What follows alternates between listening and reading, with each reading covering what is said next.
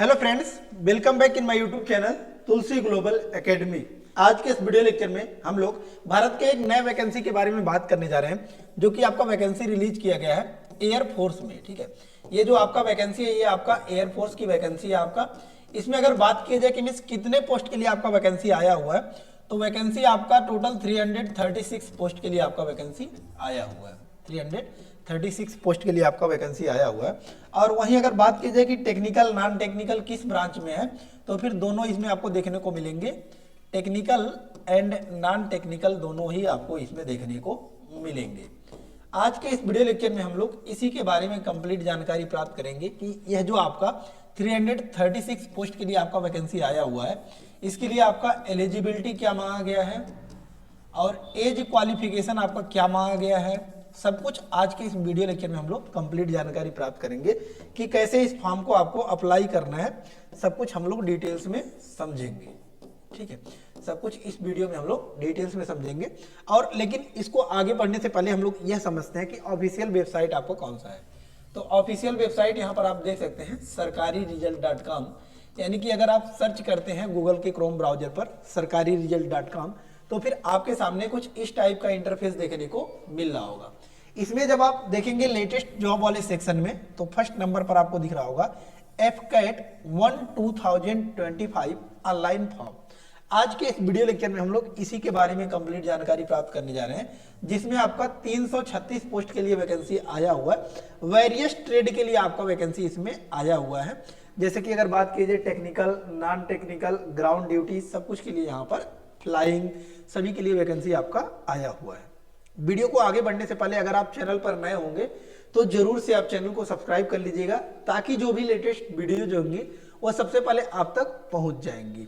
Official website तो हमने समझ लिया। अब इसके बारे में डिटेल्स में जानकारी प्राप्त करने के लिए आपको क्या करना है, जस्ट सिंपली इसी पर आपको क्लिक करना है। इस पर जब आप क्लिक करेंगे तो फिर आपके सामने एक नया इंटरफेस कुछ इस टाइप का खुलकर आ जाएगा, जैसा कि यहाँ पर आप देख सकते हैं। ठीक है, कि यहाँ पर आपका ओपन हो गया। तो यहाँ पर आप देख रहे होंगे सबसे पहले ऊपर तो आपको यही लिखा हुआ है नेम ऑफ पोस्ट। तो नेम ऑफ पोस्ट हमने बता दिया। नेम ऑफ पोस्ट आपको क्या है, इंडियन एयरफोर्स। ठीक है, यहाँ पर देख सकते हैं इंडियन एयरफोर्स FCAT। FCAT का मतलब आपको क्या होता है, Air Force Common Admission Test. Air Force Common Admission Test 1 2025 batch के लिए आपका 336 पोस्ट के लिए आपका रिक्रूटमेंट आया हुआ है। पोस्ट डेट अपडेट का अगर बात की जाए तो 1 दिसंबर 11:28 PM पर आया हुआ था। लेकिन अगर बात की जाए फॉर्म आपका कब से अप्लाई हो रहा है, तो 2 दिसंबर यानी कि आज ही के दिन से आपका फॉर्म अप्लाई हो रहा है। ठीक है, अब यहाँ पर थोड़ा सा डिटेल में चर्चा करते हैं कि एप्लीकेशन फीस कितना है, यानी कि पैसे कितने लगेंगे आपको इस फॉर्म को अप्लाई करने के लिए। तो यहाँ पर आप देख सकते हैं इसमें आपका एक कॉमन रखा गया है फीस, जो है आपका FCAT के लिए आपको कह रहा है 550 रुपीज फॉर ऑल कैटेगरीज। ठीक है, तो यहाँ पर आप देख सकते हैं सभी के लिए आपको 550 रुपए रखा गया है। चाहे वह व्यक्ति किसी जनरल कैटेगरी से बिलोंग करता है, OBC SC ST किसी भी कैटेगरी से बिलोंग करते हैं, 550 रुपए लगेंगे। दूसरा आपको कह रहा है कि NCC special and meteorology entry वालों के लिए 0 है, ये भी आपको याद रखना है। एप्लीकेशन कब से स्टार्ट हो रहा है, तो हमने बता दिया 2 दिसंबर से आपको इस फॉर्म को आप अप्लाई कर पाएंगे। 2 दिसंबर से यानी कि आज ही के दिन से आपका फॉर्म ओपन हो गया, आप अप्लाई अभी भी कर सकते हैं। लास्ट डेट देख सकते हैं 31 दिसंबर रखा गया है। 31 दिसंबर तक आप इस फॉर्म को अप्लाई कर सकते हैं, इसके बाद आप इस फॉर्म को अप्लाई नहीं कर सकते। Exam date and admit card का शेड्यूल अभी आया नहीं है, यहाँ पर आ जाएगा जब आपका फॉर्म फिलअप सबका हो जाएगा। एज लिमिट का अगर बात की जाए तो एज लिमिट यहाँ पर आपको इंपॉर्टेंट क्राइटेरिया हो जाता है। एज लिमिट कि मीन्स आप एलिजिबल हैं या फिर नहीं है। तो यहाँ पर आप देख सकते हैं FCAT फ्लाइंग। ठीक है, तो फ्लाइंग के लिए तो यहाँ पर जो आपका एलिजिबिलिटी मांगा गया है, फ्लाइंग के लिए आपका 20 से 24 साल आपका उम्र होना चाहिए अगर आप फ्लाइंग के लिए अप्लाई करना चाहते हैं। ठीक है, फ्लाइंग के लिए अप्लाई करना चाहते हैं तो फिर 20 से लेकर 24 साल के बीच में आपका एज होना चाहिए। एज लिमिट कब से आपको काउंट करना है, तो देख सकते हैं 1/1/2026 से आपको एज अपना निकालना है। इसके बीच में अगर आप 20 से 24 के बीच में आ रहे हैं तो फिर आप इस फॉर्म को अप्लाई कर सकते हैं।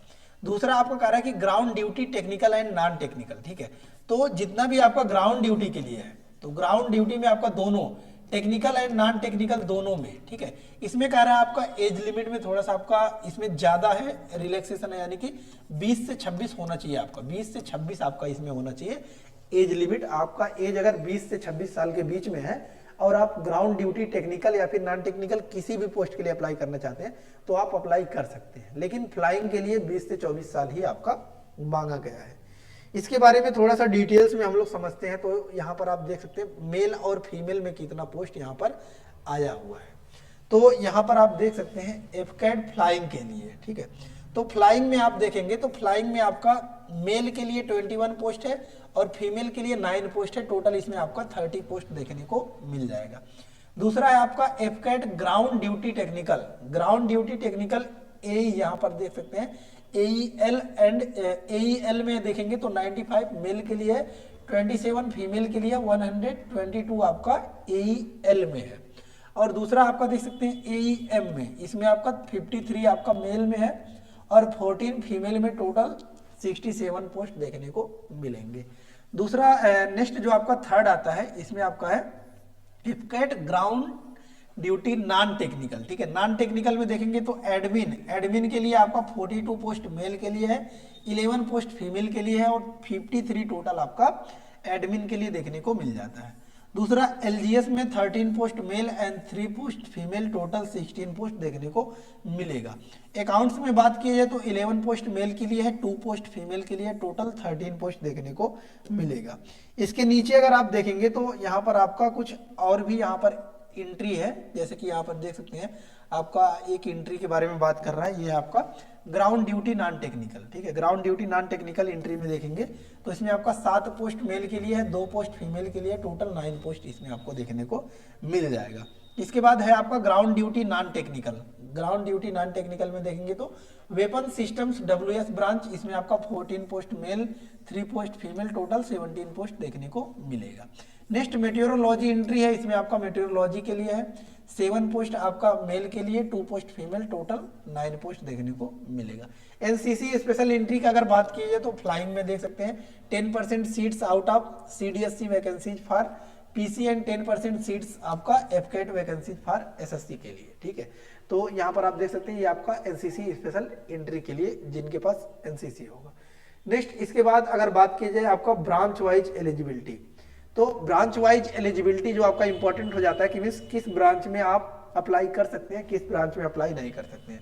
जैसे कि आपको कह रहा है एफकैट एंट्री में फ्लाइंग के लिए, तो फ्लाइंग के लिए जो एलिजिबिलिटी मांगा गया है ये है आपका बैचलर डिग्री होना चाहिए किसी भी स्ट्रीम से with physics and mathematics eight 10+2 level, ठीक है। देखिए ये क्या कह रहा है आपका कि अगर आप फ्लाइंग के लिए अप्लाई करना चाहते हैं तो आपका बैचलर डिग्री होना चाहिए। बैचलर डिग्री किसी से भी हो, चाहे आप BA BSc BCom कुछ भी हो, कोई दिक्कत नहीं है। लेकिन 12th में यह कह रहा है आपका कि 12th में आपका कह रहा है कि मैथमेटिक्स और फिजिक्स आपका होना चाहिए। 12th में आपका मैथमेटिक्स एंड फिजिक्स होना चाहिए, या फिर कह रहा है BE या फिर BTech कोर्स आपका होना चाहिए। इसके बाद सेकंड जो है आपका इसमें ground duty technical, ground duty technical में जो आपका मांगा गया एलिजिबिलिटी ये आपका aeronautical engineering in electronics 10+2 intermediate, minimum 60% marks आपका फिजिक्स एंड मैथ होना चाहिए and minimum 4 year graduation and integrated PG degree in engineering technology आपका होना चाहिए, ठीक है। दूसरा कह रहा है कि एरोनॉटिकल इंजीनियरिंग मैकेनिकल, ठीक है, इसमें आपको कह रहा है कैंडिडेट्स विद मिनिमम 60% मार्क्स, दोनों में आपका मांगा गया है कि 60% मार्क्स आपका होना चाहिए फिजिक्स एंड मैथमेटिक्स में 10+2 यानी कि 12th में आपका 60% मार्क्स फिजिक्स एंड मैथमेटिक्स में होना चाहिए कह रहा है, ठीक है। या फिर कह रहा है कि 10+2 लेवल एंड 4 ईयर इंजीनियरिंग या technology degree in mechanical engineering, industrial engineering, aeronautical engineering और इक्विवेलेंट डिग्री इसमें आपका मांगा गया है। इसके बाद सेकंड नेक्स्ट जो आप देखेंगे तो इसमें आपका ग्राउंड ड्यूटी नॉन टेक्निकल के लिए, तो नॉन टेक्निकल में अगर बात की जाए तो नॉन टेक्निकल में आपको कह रहा है कि एडमिनिस्ट्रेशन एंड लॉजिस्टिक्स, ठीक है। एडमिनिस्ट्रेशन एंड लॉजिस्टिक्स में आपका एलिजिबिलिटी मांगा गया है कि बैचलर डिग्री होना चाहिए किसी भी स्ट्रीम से विथ मिनिमम 60%, राइट। इसमें आप देख सकते हैं 60% आपका मार्क्स होना चाहिए ग्रेजुएशन में आपका, ठीक है, बैचलर डिग्री मतलब वही आपका हो गया ग्रेजुएशन में, ठीक है। बैचलर डिग्री आपका किसी भी स्ट्रीम से होना चाहिए, उसमें कोई दिक्कत नहीं है। आपने बीए किया है तो फिर भी आप अप्लाई कर सकते हैं।